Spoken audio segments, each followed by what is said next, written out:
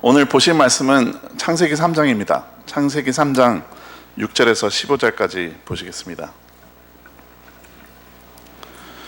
창세기 3장 6절에서 15절까지 같이 읽겠습니다. 같이 보겠습니다. 제가 한 절 읽고 여러분이 한 절 읽고 그렇게 하겠습니다. 제가 6절 읽겠습니다. 여자가 그 나무를 본즉 먹음직도 하고 보암직도 하고 지혜롭게 할 만큼 탐스럽기도 한 나무인지라. 여자가 그 실과를 따먹고 자기와 함께한 남편에게도 주매 그도 먹은지라. 이에 그들의 눈이 밝아 자기들의 몸이 벗은 줄을 알고 우화가 나뭇잎을 엮어 치마를 하였더라. 그들이 날이 서늘할 때 동산에 거니시는 여호와 하나님의 음성을 듣고 아담과 그 아내가 여호와 하나님의 낯을 피하여 동산 나무 사이에 숨은지라. 여호와 하나님이 아담을 부르시며 그에게 이르시되 네가 어디 있느냐. 가로되 내가 동산에서 하나님의 소리를 듣고 내가 벗었으므로 두려워하여 숨었나이다. 가라사대 누가 너의 벗었음을 내게 고하였느냐. 내가 너더러 먹지 말라 명한 그 나무 실과를 네가 먹었느냐. 아담이 가로되 하나님이 주셔서 나와 함께하게 하신 여자 그가 그 나무 실과를 내게 주므로 내가 먹었나이다. 여호와 하나님이 여자에게 이르시되 네가 어찌하여 이렇게 하였느냐. 여자가 가로되 뱀이 나를 꿰므로 내가 먹었나이다. 여호와 하나님이 뱀에게 이르시되 내가 이렇게 하였으니 내가 모든 육축과 들의 모든 짐승보다 더욱 저주를 받아 배로 다니고 종신토록 흙을 먹을지니라.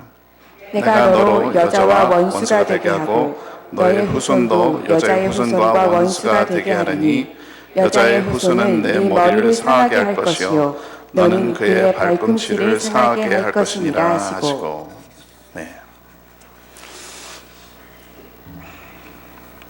우선 영광입니다. 제가 원래 설교를 하러 온 게 아니라 그냥 이렇게 먹고 쉬려고 왔는데 목사님한테 인사를 전에는 작년에는 쳐들어왔었어요. 그냥 아무 말씀도 안 드리고 와서 신뢰를 끼치는 것 같아서 이번에는 미리 말씀을 드렸더니 와서 설교를 그럼 11시에 하라고 해서 하게 됐습니다.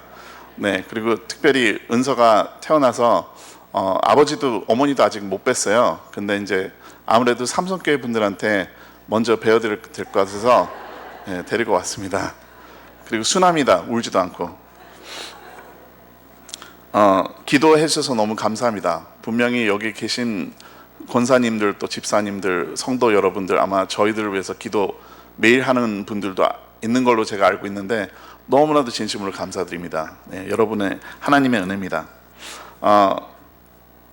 오늘 수치심에서의 자유라고 제목을 지은 이유는 별다른 이유가 없고 제가 이 설교 제목을 이렇게 새로 만들 시간이 없어서 재탕을 하기 때문에 그냥 수치심에서의 자유입니다. 영어로는 unashamed라는 제목인데요. 그 설교 제목을 가지고 제가 그냥 설교를 하겠습니다. 저는 한국에서 태어나서 10살 때까지 살다가 저희 아버님이 이제 정동훈 목사님이 부르심을 받으셔서 LA로 가게 됐습니다. 그래서 압구정동에서 살았어요. 그래서 10살 될 때까지 압구정동이 그렇게 비싼 데인지도 모르고 그때는 아주 좋은 데 살았습니다. 그리고 10살 때까지 마지막으로 다닌 학교가 이름이 청담 국민학교였던 것 같아요. 네, 그때는 국민학교라고 그랬습니다. 청담 국민학교를 다녔는데 제가 그때는 친구가 많이 없었고요. 지금도 친구가 별로 없지만 딱 친한 친구 2명이 있었습니다. 한 친구는 박사멜이라는 친구가 있었어요. 목사 아들이었고요. 엉뚱하면서 웃기기도 하고 그리고 재밌는 친구였습니다. 아주 착하고요. 그래서 이름이 이제 사무엘, 아버님이 목사님이시니까 박사무엘 같이 되라고 박삼엘이라고 이름을 지어줬어요. 그리고 이제 다른 또 친구는 저희 둘보다 얼굴이 더 잘생기고 공부도 아마 셋 중에 제일 잘했던 것 같아요. 그리고 의리가 제일 강하고요. 그 다음에 주먹질을 제일 잘했습니다. 그래서 그 친구 이름은 이진수였는데요. 셋이서 이렇게 삼총사처럼 학교를 다녔습니다. 근데 어느 날 그 사멜이하고 저는 이제 같은 반이었고요. 진수는 이제 저쪽 학교 끝에 다른 반에 있었는데 학교가 끝나고 나서 이제 나오는 길에 사멜이가 문제가 생겼어요. 왜냐하면 왜 그랬는지는 저도 아직 기억이 안 나는데 형들한테 뭔가 거슬리는 일을 한 것 같아요. 그래서 한 10명 정도의 형들이 와서 이제 사메리를 둘러싼 거예요. 근데 이제 저는 친구잖아요. 근데 이제 제가 사메리보다 키가 더 큽니다. 등치도 크고요. 근데 저를 이제 견제시키려고, 왜냐하면 저하고는 문제가 없고 사메리를 이제 한마디로 그냥 패주려고 형들이 온 거예요. 근데 저를 보고 2명이 이제 형들이 저를 잡더라고요. 못 돕게. 그리고 이제 사메리는 나머지 한 8명 중한테 이렇게 둘러싸여가지고 이제 시비가 걸기 시작했습니다. 그래서 싸움이 나기 시작했어요. 이제 조금 있다가 보니까 사메리가 이제 얻어맞기 시작하는 거예요. 8명 대 1명이니까요. 근데 그때 제 솔직한 심정은 이 2형이 저를 잡고 있는 것을 감사하게 생각했습니다. 왜냐하면 어차피 그냥 둘이 죽는 것보다 혼자 죽는 게 낫다라고 저는 그때 아주 비겁하게 생각을 하고 있었어요. 그래서 이렇게 막 뿌리치려고 하는 척 하면서 그렇게 열심히 안 뿌리쳤어요. 사메리도 몰라요, 지금까지. 그래서 엄청 얻어맞았어요. 피가 날 정도로. 근데 사메리가 계속 얻어맞고 있고 저는 이제 뿌리치는 척 하고 있고, 근데 저쪽 학교 반대편에서 번개같이 하얀 옷을 입은 학생이 막 달려오는 거예요. 번개같이 달려왔어요. 그러더니 그 8명한테 덤벼들었어요. 그리고 그 8명을 상대로 싸우기 시작했어요. 누군지 아시겠죠? 진수였어요. 진수가 싸움을 진짜 잘해요. 근데 8명이잖아요. 그러니까 아무리 잘해도 그거는 지게 돼 있어요. 근데 진수는 자기가 피가 날 때까지 싸워가지고 사메리를 구해냈어요. 그리고 저도 이제 풀어놨고요. 2명한테 제가 아무 얘기도 안 했고요. 2명도 저한테 한 번도 너가 비겁하다, 너가 그때 싸웠어야지라고 말을 한 적이 없어요. 근데 제가 그날 집에 가서 느꼈던 그 수치심은 평생 지금까지도 잊지 못할 정도로 너무나도 부끄러운 일이었어요. 왜냐하면 그 진수는요, 저하고 너무나도 반대로 그 사메리를 죽어서라도 구해낸다는 마음으로 뛰어들었었어요. 둘이 얼굴에 피가 나는데 집에 가는데 저만 이제 얼굴이 깨끗하잖아요. 근데 그 표시를 안 내고 수치심을 감추고 집에까지 가는데 너무나도 부끄럽더라고요. 그래서 그 다음 주에 또 그 다음 주에 계속 이 친구 둘을 만나는데 만날 때마다 미안한 거예요. 얼굴을 볼 때마다 그 순간이 생각이 나고 미안해하고, 그리고 나서 한 1, 2년 지나니까요, 더 이상 삼총사가 아니었어요. 제가 왜냐하면 더 이상 그 2명하고 친구를 못 하겠더라고요. 부끄러워서요. 여러분도 혹시 이런 수치심 평생 느낄 만큼 그런 부끄러운 일을 하신 적이 있으신가요? 제가 이 수치심을 겪고 나서 이 수치심이란 것이 이렇게 서로 사랑하고 친화된 관계도 파괴시킬 수 있는 힘이 있구나. 남들과의 관계뿐만 아니라 스스로를 바라보는 시선도 달라지게 되더라고요. 제 자신이 거울 볼 때마다 너무 비겁했어요. 차라리 그 순간으로 다시 돌아가서 다시 했다면 싸울 걸, 그런 생각도 너무나도 많이 했어요. 그리고 나서는 하나님에 대한 생각도 달라지게 됐어요. 하나님은 나를 어떻게 볼까? 죄를 지을 때마다, 여러분들이 수치심을 느낄 때마다 하나님은 나를 어떻게 볼까? 성경은 하나님은 나를 사랑한다고 하는데 제 마음속에는 하나님이 나를 사랑한다고 생각이 들지 않는 거예요. 신뢰가 가지 않아요. 제 자신 속에서 그렇게 생각하고 있었기 때문이에요. 바로 이것이 아담과 하와한테 벌어진 상황입니다. 하나님이 그들을 사랑해서요, 만드셨고 그들을 위해서 최고의 낙원을 만들어 주셨어요. 단 한 가지 조건, 중앙에 있는 저 나무는 건들지 마라, 먹지 마라, 그거였어요. 근데 그 하나님의 말씀을 반항하고 처음으로 느꼈던 게 두려움과 수치였어요. 죄로 인해 얻은 게 두려움과 수치였어요. 저희들이 이 성경 말씀에서 볼 수 있는 거는요, 본래 하나님의 계획은 저희들이 이렇게 사는 것을 원치 않으셨어요. 죄와 수치심에 이렇게 잡혀서 사는 걸 원치 않으세요. 자유롭게 사는 것을 원하셨어요. 죄를 지은 인간에게 하나님이 던진 첫 질문은 바로 내가 어디 있느냐였습니다. 그리고 아담은 이렇게 대답합니다. 내가 벗었으므로 두려워하여 숨었나이다. 내가 어디 있느냐? 친구나 가족한테 연락할 때, 특별히 사랑하는 사람이 위험에 빠졌다고 생각될 때 가장 흔히 먼저 묻는 질문이 바로 어디야입니다. 이 질문은 나의 위치나 관계에 한해서 어디쯤에 있는데라고 묻는 말입니다. 그래서 이 질문은 나와 상관없는 사람이나 전혀 친하지 않은 사람에게 물어보지 않습니다. 여러분들이 슈퍼마켓 같은 데 가셔서 전혀 처음 보는 사람한테 너 지금 어디야? 그렇게 물어보시는 분이 없잖아요. 전화로 아는 사람한테 전화 걸어서 지금 어디야 그러지 모르는 만한 사람한테 그렇게 물어보지 않습니다. 그런 관심을 가지지 않습니다. 하나님이 아담과 하와에게 내가 어디 있느냐라고 물으셨을 때는 너가 지금 어느 위치에 있느냐고 물으시는 게 아닙니다. 하나님은 다 알고 계십니다. 나무 뒤에 숨어 있는 게 다 보입니다.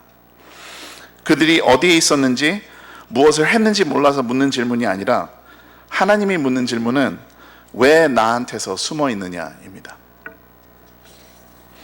그리고 이 질문을 던진 이유는요, 그는 우리가 그와 자유롭게 사랑하고 사랑받는 관계를 원하셨기 때문입니다. 하지만 하나님이 원하셨던 것과는 달리 반대로 하나님과 인간의 관계 사이에 이제는 죄와 수치심이 자리 잡게 되었기 때문입니다. 아담이 하나님의 첫 질문에 답한 대답은 너무나도 재밌습니다. 내가 벗었으므로 두려워하여 숨었나이다 라고 되어 있습니다. 제가 은서를 낳고 나서요, 이렇게 좋은 훌륭한 아빠인지 몰랐어요. 그러니까 아기를 낳기 전에는요, 낳기 전에는 이렇게 생각했어요. 저 뭐라 그러죠? 다이퍼 뭐라 그러죠? 한국말로요? 기저귀. 예. 기저귀를 절대로 제가 못 간다고 했어요. I will not touch it. Oh no. 똥 no. 특별히 똥 색깔이 이렇게 녹색이든지 노란색일 때는 no. 아무리 사랑스러워도 할 수 없다고 다짐했어요. 그래서 제 아내한테 아내 사랑하지만 너무나도 사랑하지만 I love you so much. 근데 기저귀는 You do it. 이렇게 했어요. 그랬더니 아내가 두고 보세요. 근데 애기 딱 나오잖아요. 뭐 노란 똥이든 녹색이든 보라색 똥이든 상관이 없더라고요. 그냥 저절로 손이 가요. 제 아들이니까요. 하루에 얼마나 잘 사는지 몰라요. 잘 먹고 잘 사요. 너무 사랑스러워요. 그리고 기저귀를 갈 때마다 그 벌거벗은 몸을 매일 보거든요. 그냥 너무 귀여워서 먹고 싶어요. 잡아 먹고 싶어요. 그리고 태어난 해가 또 황금돼지예요. 황금돼지띠. 그래서 저 필리핀에서는 돼지 먹거든요. 통돼지를 이렇게 구워 먹거든요. 진짜 이렇게 잡아 먹고 싶어요.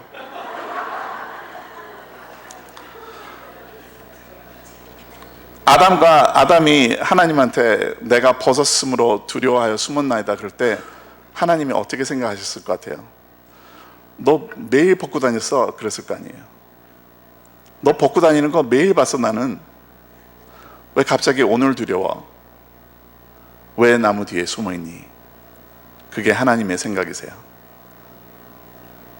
그렇게 편하게 벌거벗어도 수치심을 못 느끼던 그런 관계였는데 왜 오늘부터 갑자기 두려워하여 숨어있니? 라고 물어보는 겁니다.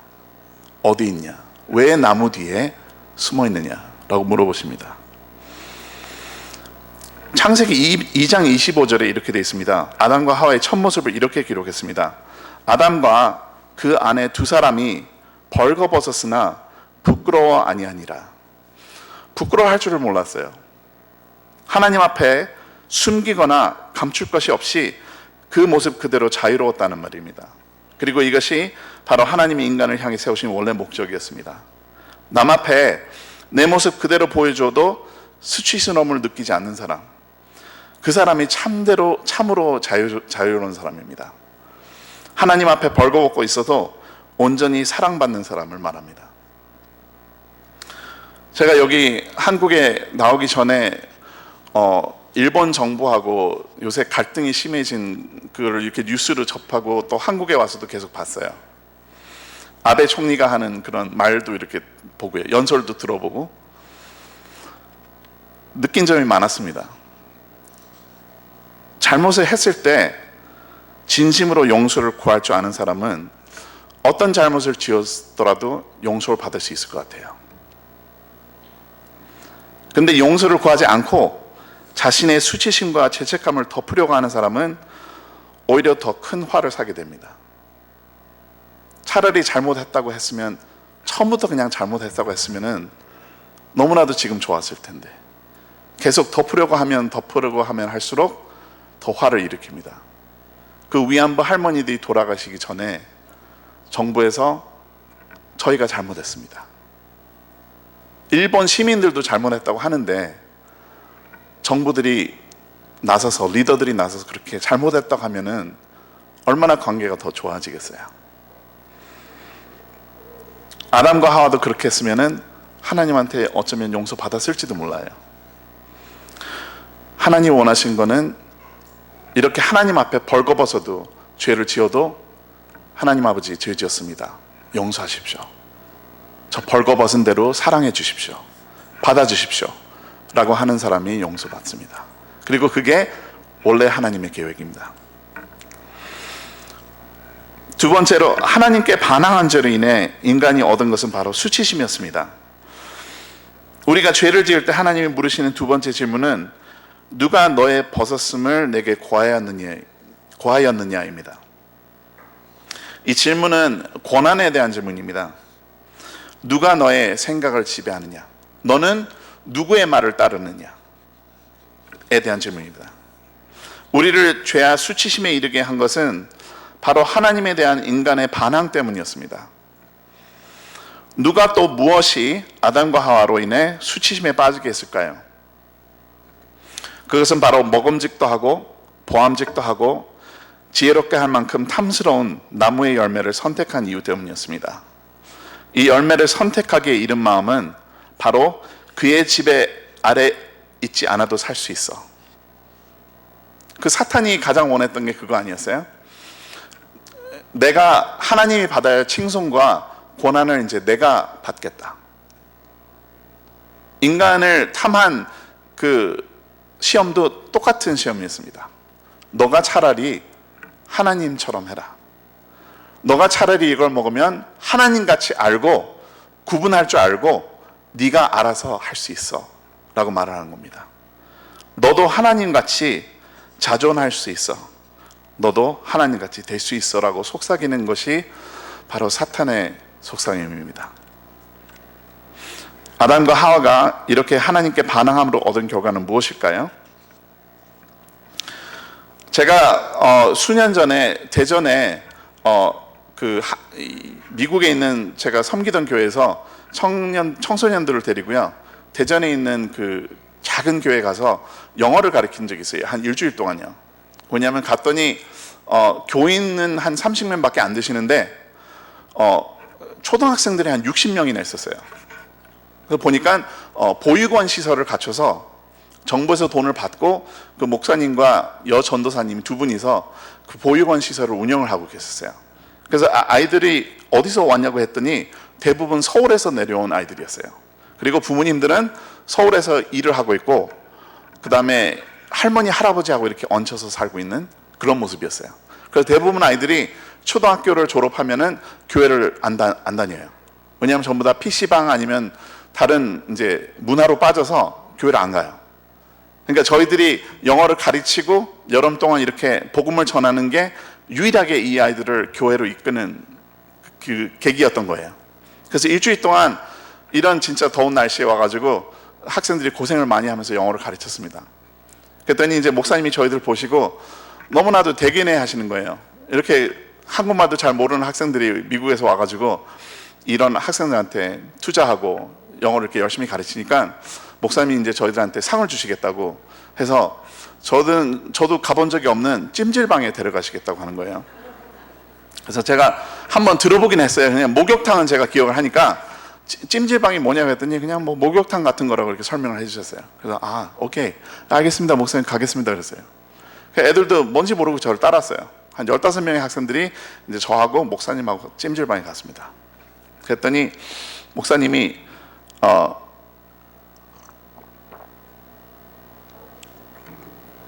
이 락커들이 있는 방으로 데려가시더라고요. 이제 여학생들은 따로 가고 남자 학생들만 이렇게 쪼로록 따라왔는데 아무 말도 안 하시고 탈의를 하셨어요. 옷을 다 벗으셨어요. 저희들 앞에. 아무 설명도 안 하시고요. 그래서 저는 너무 놀라가지고, 왜냐면 이게 다 보이니까요. 그래서 그냥 굳어버렸어요. 애들도 막 놀라요. Wow, what's going on? I don't know. 근데 목사님은 옷을 다 벗으시면서 뭐 하냐고 이런 식으로 얼굴을 표정을 주셨어요. 빨리 따라해. 얼굴 표정이 너도 해. 이런 식이었어요. 그래서 학생들을 쳐다봤더니 학생들이 No 이래요. No. 그래서 No, I think we're doing that. 똑같은 거 해야 돼. 그랬더니 No. 왜냐하면 서로 벌거벗은 적이 없어요. 미국에는 그런 문화가 아니에요. 그러더니 한 학생이, 어린 학생이 그냥 벗기 시작하더라고요. 용감하게. 그러니 나머지 학생들도 한 명씩 두 명씩 눈치 보더니 다 벗기 시작했어요. 그리고 저도 걔들 눈치 보다가 저도 다 벗었죠 뭐. 그리고 한 5분 동안 얼마나 어색했는지 몰라요. 그 목사님하고 옆에 앉아가지고 이렇게 서로 이렇게 아래 위로 쳐다보면서 막 진짜 어색했어요. 근데 5분이 지나고 나니까 이상하게도 그 찜질방이 천국 같은 거예요. 온탕에 들어갔다가 얼음탕에 들어갔다가 또 사우나 무슨 땀 빼는 거기 들어갔다가 막 나왔다 하니까요. 막 천국 같아요 온몸이. 그리고 5분 10분이 지나니까 아이들이 벌거벗은 거에 대해서 전혀 느끼지를 못해요. 막 좋다고 막 뛰어다녀요. 그리고 나서 그 다음 장소에 갔더니 더 좋은 천국이 기다리고 있어요. 막 식혜가 있고 떡볶이, 김밥, 그 다음에 그 밤색 달걀들이 딱 진열이 돼 있는데 얼마나 맛있는지 몰라요. 그리고 나서는 그냥 아무 데서나 이렇게 누워서 자게 돼 있더라고요. 그래서 아이들이 이거 보고 경험하고 나서 와, this is so cool. 너무 좋다는 거예요. 벌거벗은 거를 다 잊어먹었어요. 제가 그때 우리 왜 이렇게 자유롭게 즐기고 있지? 그렇게 생각을 해보니까 모두 다 함께 벗고 있었기 때문에 자유로웠던 거예요. 근데 여러분이 지금 상상을 해보세요. 제가 오늘 정장을 못 차리고 와가지고 이게 반팔 이거 넥타이 겨우 이렇게 들고 와서 이렇게 했는데 목사님 빌려주셨어요. 근데 지금 오늘 더워서 허락을 받고 안 입고 있는데 제가 만약에 지금 수영복 차림으로 비키니 수영복 차림으로 서 있다고 한번 상상을 하지 마세요. 근데 한번 생각해 보세요. 혼자서만 얼마나 부끄럽겠어요. 수치스럽겠어요. 이 긴 얘기를 한 이유가 이거 얘기하려고 지금 긴 얘기를 했네요. 지금 생각해 보니까 벌거벗어도 전에는 수치심을 못 느꼈던 아담과 하와가 하나님한테 반항한 그 죄로 인해서 갑자기 두렵고 수치스럽고 부끄럽고 그런 사람이 되어버렸어요. 모든 사람이 옷을 입고 있고 나만 벌거벗은 사람처럼 되어버렸어요. 그 이후로요, 저희들 모두 다 계속 뭐를 덮어야 돼요. 옷을 입어야 되고요. 그 다음에 사람들 만날 때마다 있는 척 해야 돼요. 교회에 오면요, 신앙 좋은 척 해야 돼요. 직책을 가지고 있을수록 직분이 있는 사람처럼 행동해야 돼요. 그게 익숙해져요. 학생들도요, 전도사님이 기도 이렇게 하는 모습을 듣고 계속 듣잖아요. 그럼 그거 흉내내기 시작해요. 예전에는 그냥 어색하게 하나님 이게 더 좋은 기도였는데 지금은 하늘과 천지를 창조하신 하나님 아버지 저희들에게 뭐 온전한 영광을 받으시고 이런 기도를 할 줄 알아요. 무슨 뜻인지도 모르고 그렇게 해요. 왜냐하면 다 배웠기 때문이에요. 왜냐하면 그렇게 하면은 사람들이 참 신앙 좋구나, 저 아이가. 그렇게 얘기하거든요. 그리고 죄를 짓잖아요. 안 좋은 모습을 보이잖아요. 그러면 손가락질 받아요.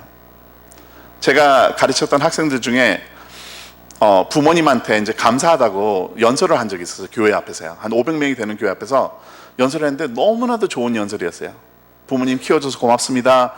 자기 나름대로 잘 써서 작성을 해서 발표를 했는데, 끝나고 나서 이 학생이 제일 많이 들었던 말이 뭔지 아세요? 쟤는 왜 기고리를 하고 올라가서 저렇게 말을 해? 그 말을 제일 많이 들었어요. 왜냐하면 남자애가 기고리를 했다고 그 부모님, 거기 계셨던 성도님들이 너무나도 안 좋아했어요. 보수적인 교회였기 때문에. 그 연설에 대한 내용은 하나도 안 들으셨어요. 우리가 그런 사회에 살아요. 하나님 앞에서도 저희들이 사실 감추지 않아도 다 알고 계신데 감추려고 진짜 노력을 많이 해요. 왜냐하면 부끄러우니까요. 수치스러우니까요. 여러분들 열등감이 어디서 나오는지 아세요? 제가 한국에 와서 텔레비 뉴스를 보니까 대한민국에서 가장 부끄러워 보이는 사람이 저는 정치인들 같아요. 왜냐하면 너무 누가 봐도, 어린아이들이 봐도 뻔한 것 같아요.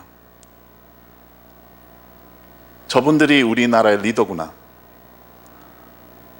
저분들 중에 진짜로 우리가 신뢰할 수 있고 도덕성이 있고 우리가 따라갈 만한 리더가 진짜 누가 있을까? 그런 생각이 들 정도로 부끄러운 분들이 너무 많아요.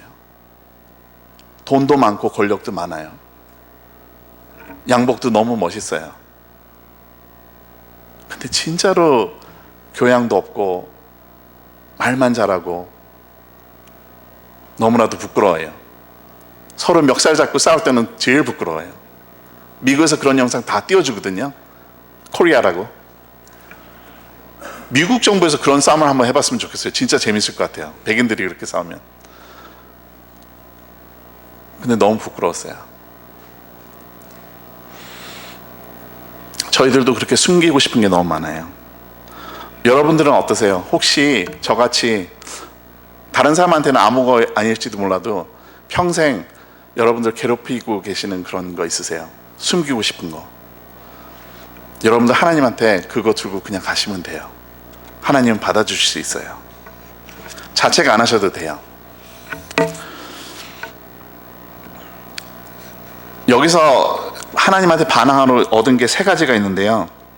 첫 번째는 제가 지금 말씀드린 대로 숨기려고 하는 거예요. 그리고 두 번째는요, 반항으로 얻은 두 번째 결과가 상대방을 탓하고 원망하는 마음이에요.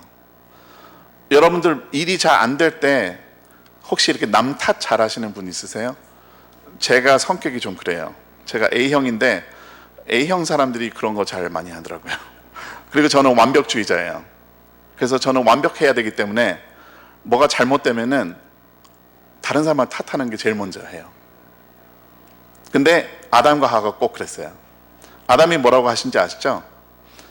너 왜 이렇게 했어? 그랬더니 하나님이 만들어주신 아내가 저를 꼬셔서 이렇게 했습니다 라고 대답해요. 여자한테 물어봐요. 너는 왜 그렇게 했어? 거기 성경에 써 있지는 않아요. 하나님이 만드신. 근데 뱀이 나를 꼬셔서 이렇게 했어요. 그럼 뱀은 누가 만들었어요? 하나님이요. 그럼 둘이 지금 탓하는 게 누구를 탓하는 거예요?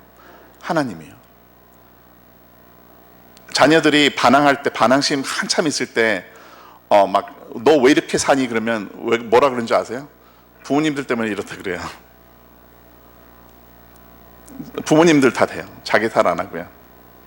아담과 하와도 똑같았어요. 자기가 저지른 잘못을 그대로 인정을 하지 못하고 남한테 책임 돌리는 거. 그게 죄로 인한 두 번째 결과예요. 죄를 숨기려고 하는 거, 그 다음에 죄를 지었을 때 남을 탓하는 거. 그 다음에 세 번째는요, 하나님한테 반항한 다음에 인간이 가장 노력하는 거. 그리고 이걸 잘못하잖아요. 그러면 여러분들 예수님 만나지 못하고요, 종교인 생활을 하세요. 평생. 왜냐하면 하나님한테 인정받고 싶어 하세요. 스스로 인정받으려고 노력하게 돼요. 근데 이게 하나님한테 잘못했습니다, 저는 죄인입니다 라고 회개를 한 다음에 제가 할 수 없습니다, 저는 고칠 수도 없습니다, 회개할 마음도 없습니다, 저는 십자가의 예수님이 필요합니다 라고 고백을 하지 않고 열심히 교회 다니고 열심히 헌금하고 새벽기도 안 빠지고 다니고 성경 매년 일독하고 이런 것을 하면은 하나님이 나를 사랑해 주겠지, 인정해 주겠지, 그러면 용서해 주겠지. 저 그렇게 얼마나 동안 살았는지 모릅니다. 성경 하루 아침에 큐티 까먹잖아요. 그럼 왠지 죄책감 생겨요. 그날 근데 또 무슨 사고가 나요. 자동차 사고가 나요. 그러면 큐티 안 해서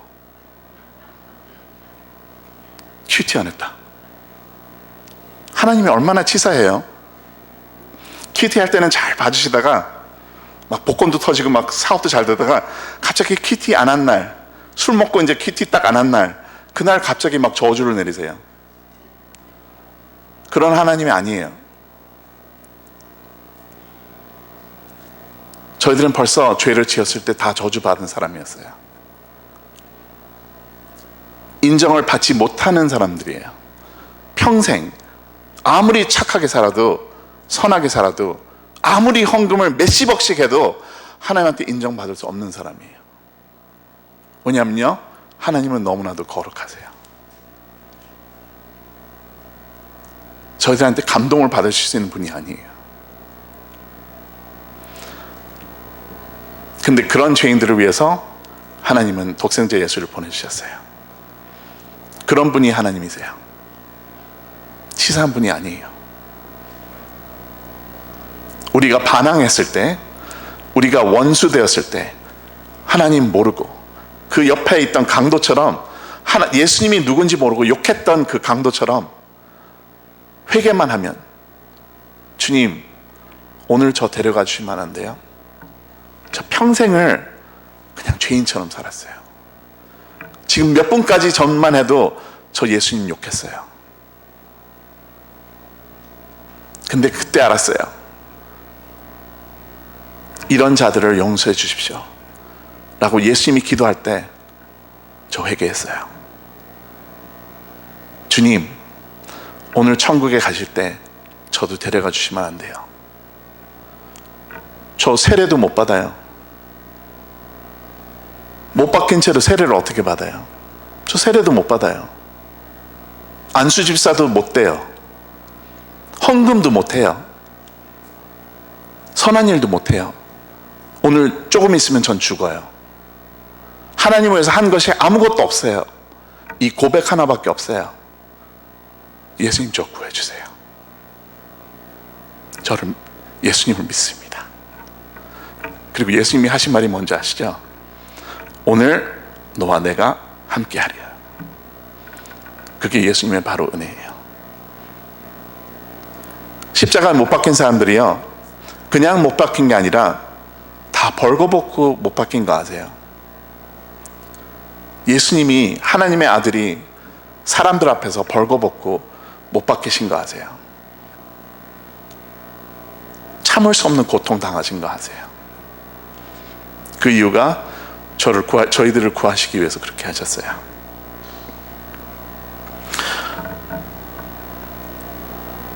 그 예수님의 십자가 보혈 딱 한 가지만 아버지가 보시고 우리를 인정하시는 거예요.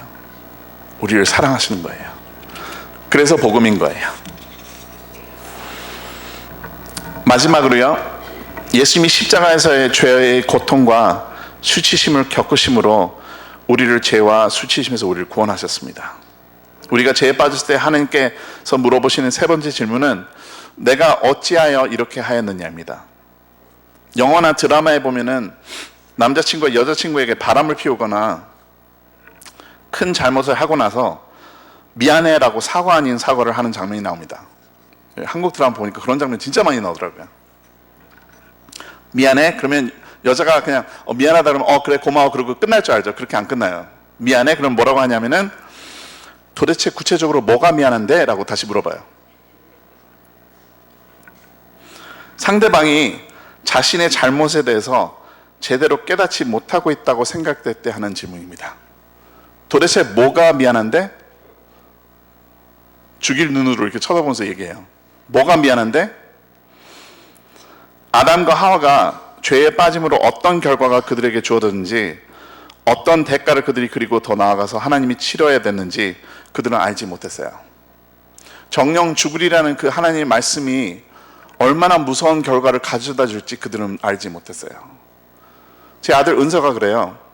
제 아들 은서는 이렇게 들고 있잖아요. 이렇게 놓으면은 어떻게 될지 전혀 몰라요. 침대에서 그냥 계속 굴러요. 이 절벽에 가도 전혀 두려움이 없어요. 눈빛에. 죽어도 그만 살아도 그만이에요. 걔는. 왜냐하면 바닥을 쳐본 적이 없어요. 아직요. 한 번 쳐봤구나. 제가 안 봐가지고요. 이렇게 3초 동안 돌아봤더니 떨어졌어요. 다행히 요만큼이었어요. 근데 이런 데는 말고요. 어떤 대가를 치러야 되는지 몰랐어요. 아담과 하와가요. 죽음이라는 게 얼마나 무서운 건지, 왜 예수님이 십자가에 가셔야 했는지, 그게 얼마나 아버지한테 아들한테 힘든 일이었는지 몰랐어요. 예수님이 십자가에 못 박히심으로 우리의 죄에 대한 심판을 우리 대신 받으셨어요. 그리고 그로 인해 우리는 더 이상 하나님을 두려워하거나 숨지 않아도 돼요. 담대히 나아갈 수 있어요. 예수님이 십자가에 못 박히심으로 인해 우리의 죄로 인해 받아야 했을 모든 책임을 지셨어요. 이제 다른 사람은 책임 묻지 않아도 되세요. 여러분들이 예수를 믿는 사람으로서 상대방 용서할 수 있는 마음이 어디서 나오는지 아세요? 십자가가 어떤 의미를 가져다 주는지 그때 이해를 할 때 용서가 돼요. 하나님이 얼마나 나를 용서해 주는지, 용서가 그가 얼마나 큰 것인지 알게 되시면, 깨닫게 되시면 다른 사람 용서할 수 있어요. 용서가 안 되는 이유는요, 예수님이 십자가를 아직 모르시기 때문에 그러는 거예요. 아니면 이게 가능하면 잊어먹으셨기 때문에 그러는 거예요. 아내하고 남편하고 싸우고 나서 죽어도 용서 못한다, 그런 죄는 없어요. 예수님은 저희들을 그렇게 용서해 주셨기 때문이에요. 더 이상 남한테 책임 묻지도 않아요. 남을 탓하지도 않아요. 상대방한테 가서 제가 잘못했습니다 라고 당당히 얘기할 수 있어요. 그리고 마지막으로 주님이 십자가에서 벌거벗으시고 모든 수치를 감당하심으로 우린 우리 모습 그대로 인정받고 사랑받는 자들이 됐습니다. 히브리서 2장 11절에 거룩하게 하시는 자와 거룩하게 함을 입은 자들이 다 하나에서 난지라, 그러므로 형제라 부르시기를 부끄러워 아니하시고. 예수님이 저희들을 보셨을 때 부끄러워하지 않으신대요. 아멘이 아니세요? 여러분들이 죄를 지었다 할지라도 십자가에서 다 해결이 됐거든요. 그걸 다 알고 계세요. 미래에 지을 죄도 벌써 다 알고 계세요. 근데 저희들 보고 사랑하신대요. 그 이유가 예수님 독생자 아들이 십자가에 죽었기 때문이에요. 그리고 저희들을 매일매일 부끄러워하지 않으신대요. 얼마나 그걸 제가 깨달았을 때 기분이 좋았는지 몰라요.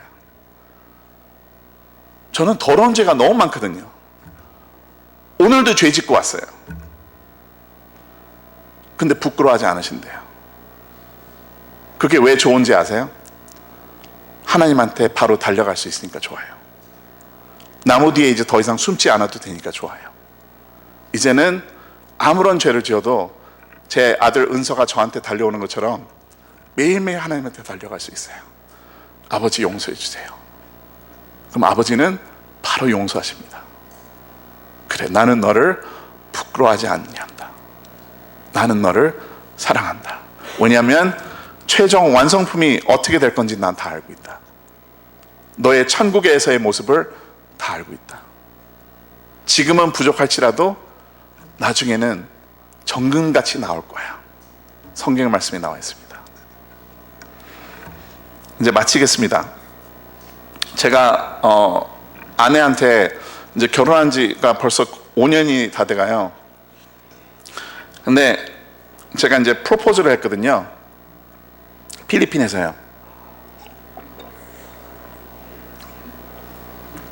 혹시 여기 프로포즈 받아보신 분 있으세요? 권사님들은 아마 안 계실, 그 시대가 아니는 것 같아서. 저 아버님도 그런 거 안 하셨을 것 같아요. 근데 저는 세대가 이제 드라마 많이 보는 시대라 드라마에서 본 대로 이제 막 프로포즈를 했어요. 아주 멋있게요. 그래서 필리핀에 가서 거짓말로 이제 제가 그 생일날에 했어요. 왜냐면 아내한테 내가 이 다바오의 그 이제 고향이 다바오인데 다바오에서 가장 멋있는 레스토랑에 이 도시가 다 보이는 그 레스토랑에 예약을 해놨어요. 그래서 단둘이서 디너를 할 거야라고 해놓고 그 한 달 전서부터 프로포즈 준비를 했어요. 그 필리핀에 있는 모든 친구들을 그 움직여가지고 케이크부터 뭐 데코까지 막 제가 다 했어요. 음악까지. 그리고 이제 프로포즈 할 때 세레나다라는 걸 하잖아요. 노래 부르는 거. 그걸 드라마에서 어디 봐가지고 그래서 제가 그걸 꼭 해야 되겠다 그랬어요. 그래서 제가 아는 분 중에 제가 이제 연예인도 조금 몇 명 알고 있고 이제 음악 하시는 분들 좀 알고 있는데 그 강남 스타일을 만드신 분이 있어요. 그 저 음향 그 엔지니어 분을 마스터링 하시는 분이 있는데 그분은 안 하시는 가수가 그러니까 같이 작업을 안 하는 가수가 없어요. 안 하는 가수가 없어요. 한국에서 있는 모든 가수가 일을 해요. 근데 그분이 저한테 뭐라 그러냐면은 브라이언이 너 결혼할 때 내가 한 가지 소원 꼭 들어줄게. 뭐든지 원하는 대로 한 가지 들어줄게 그랬어요. 그래서 감독님한테 감독님 그날이 오늘입니다. 프로포즈를 할 겁니다. So I need 음악. 저 MR이 필요합니다. 음악이 필요해. 배경음악. 그래서 제가 원하는 노래 갖다 주고 그분이 하루 만에 만드셨어요. 기타 막 이거 다 넣어가지고. 그래가지고 밥 딜런이 만드는 To Make You Feel My Love라는 노래가 있어요. 그 노래를 제 키에 맞춰서 음악을 제작해 주셔가지고요. 음악까지 다 준비를 해놓고 그 제 아내가 좋아하는 노래 이렇게 딱 써가지고 가사가 무슨 뭐 하늘을 별을 바라볼 때 너가 바라보던 별이 내가 바라보던 별이야 막 진짜 치사한 진짜 세상에서 가장 치사한 노래 가사를 막 적은 거를 그런 노래를 또 좋아해요 제 아내가요. 그래서 가장 좋아하는 노래를 이렇게 써가지고 친필로 써가지고 이거를 이제 노래를 틀어놓고 펼치면서 이렇게 막 프로포즈를 하는 거예요. 말을 안 하고요. 이걸로 쓴 걸로 막 울고 있고 막 앞에서. 그러니까 막 장미꽃에다가 막 준비를 다 했어요. 그래서 친구들 다 불러서 친구들이 한 명씩 그 장미꽃을 들고 와요. 그 꼽아요. 그러면서 이제 허그를 해요. 포옹을 해줘요. 아내를 막 부들부들 떨고 있어요. 지금 막 울면서 막 이렇게 하고 있어요. 그 다음에 제가 부케로 50개짜리를 장미를 이렇게 꺼내요. 그 다음에 그 말이 뭐냐면 여러분들이 제 아내를 지금까지 태어날 때부터 사랑한 것 같이 그만큼 제가 이 아내를 사랑해 주겠습니다. 이 장미꽃 송이의 숫자만큼 저도 그 사랑을 같이 맞추겠습니다. 라고 지금 제가 한 것보다 훨씬 더 멋있게 했어요. 제 아내는 막 눈물 흘리고 여자가 바들바들 떠는 거는 저 처음 경험했어요. 그래서 그 제 아내가 막 바들바들 떨 때 성공했다고 생각했어요. 예스! 이거는 100점. 100점 만점에 100점 했습니다. 그리고 무릎을 꿇고 반지, 저희 누나가 직접 제작해준 반지를 해가지고 했습니다. 낄 때는 가짜였어요. 나중에 줬어요. 진짜는요.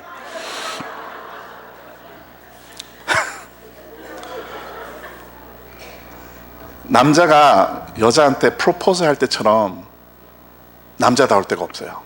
왜냐면요 진짜 부끄러워요. 사람들 앞에서 막 이런 거 막 해가면서 막 I love you 막 이런 어우 진짜 못해요. 그 주일학교 다닐 때 이거 하는 거하고 똑같아요. 이게 손 들고 이거 어우 진짜 부끄러워요. 근데 여러분들이 프로포즈를 받아보시면 알겠지만 남자가 가장 남자다울 때가 프로포즈 할 때예요. 왜냐면요 부끄러우면 부끄러울수록 그 남자는 더 좋아해요. 간이 좀 작은 분은요 가족들만 모아놓고 해요. 아니면 친구들하고만. 근데 진짜 담대한 남자가 있어요. 막 비행기로 구름으로 글씨를 써요. 하늘에요. 막 I love you, will you marry me? 모든 사람들이 보는 앞에서 무릎을 꿇고 여자한테 프로포즈를 한 남자들도 있어요. 막 낙하산 타고 내려오고 막 별의별 사람들이 다 있어요. 부끄러울수록 더 좋대요. 예수님이 하신 게 바로 저희들한테 프로포즈 하신 거였어요. 예수님이 십자가에서 치르신 게 하나님의 아들이 치르신 게 이 세상에서 가장 높고 높은 능력자가 한 죄인을 위해서 다 벌거벗고 내려올 수 있는데 조롱까지 받아가면서 침도 맞고 따기도 맞고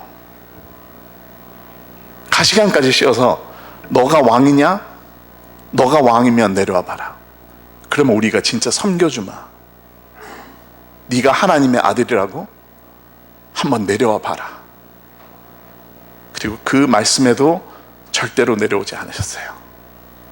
그리고 그 벌거벗은 채로 팔을 벌리시고 한 게 저들한테 한 말이 그거였어요. 나는 너를 사랑한다. 그러면 예수님이 기다리시는 건 뭔지 아세요? 여러분들의 대답이에요. 예수님, 저도 예수님을 사랑합니다.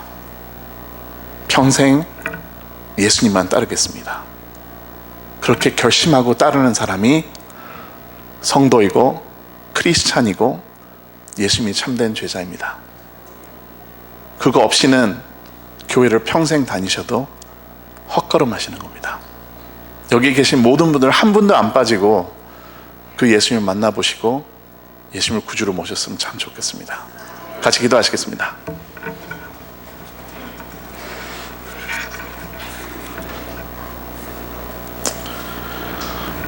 하나님 아버지, 감사합니다.